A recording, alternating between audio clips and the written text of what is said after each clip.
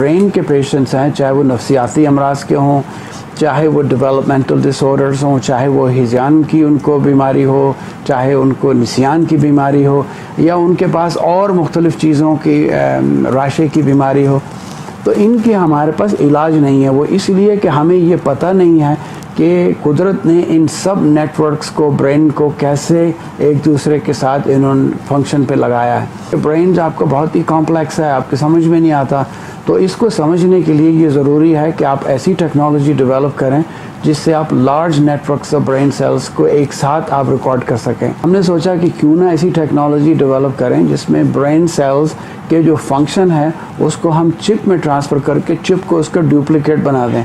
तो जब function loss हुआ है ब्रेन सेल्स का, हम उस चिप को उसमें इंसर्ट कर दें तो वो चिप जो है वो ब्रेन का हिस्सा बन जाए और जो लॉस फंक्शन है उसको रीगेन किया जा सके। कोई भी मसनूई चीज़ बनाते हैं तो वो ब्रेन के सेल्स के साथ उसका तालमेल नहीं हो पाता, वो उसको पसंद नहीं करते। आप छोटी सी भी चीज़ लगाएं तो ब्रेन बॉडी उसको रिजेक्ट कर देती है। तो हमें बहुत से ऐसे केमिकल प्रोसेस से गुजरना पड़ता है। हम ऐसी सबस्ट्रेट बनाएं, ऐसी चिप बनाएं कि ब्रेन सेल्स को ये पता ही ना हो कि वो ब्रेन में ग्रो कर रहे हैं या वो चिप के ऊपर ग्रो कर रहे हैं। तो उसके लिए हमने जो है वो बहुत सी यानी कैपेसिटर्स, ट्रांजिस्टर्स बिल्ड अप करते हैं चिप में, तो ताकि उनकी गुफ्तगू सुनी भी जा सके और उनको अपनी बात भी सुनाई जा सके। ब्रेन के बाद तो सेल ज़िंदा नहीं रह सकते, तो हम आमतौर पे जो एक्सपेरिमेंट्स करते हैं या तो वो हम चूहों पे करते हैं या हम दूसरे जानवरों पे करते हैं। उनके ब्रेन सेल्स भी ऐसे ही हैं जैसे कि मेरे और आपके।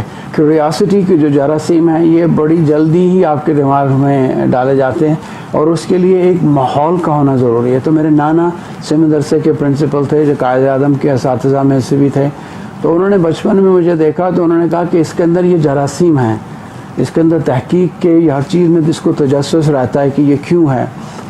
तो वो फिर नाना की तरबियत के बाद से मैंने कराची यूनिवर्सिटी से मैंने फिजियोलॉजी में, न्यूरोफिजियोलॉजी में मैंने मास्टर्स किया। हमारी जो रिसर्च की टीम थी वो दुनिया की पहली टीम थी कि जिसने मेमोरी और लर्निंग को चिप के ऊपर ब्रेन सेल्स को ट्रेन किया।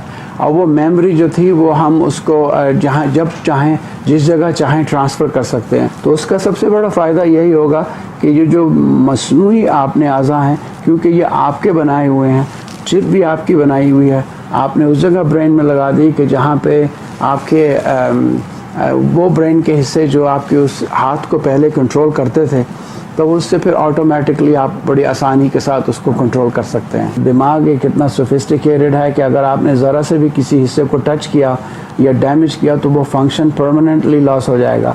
लेकिन अब हम जिनको फिट्स पढ़ते हैं, ये मिर्गी के दौरे पढ़ते हैं, उनकी मिर्गी के दौरों को डिटेक्ट करने के लिए हम अब अपनी टेक्नोलॉजीज़ को क्लिनिक के अंदर लेके जा रहे हैं।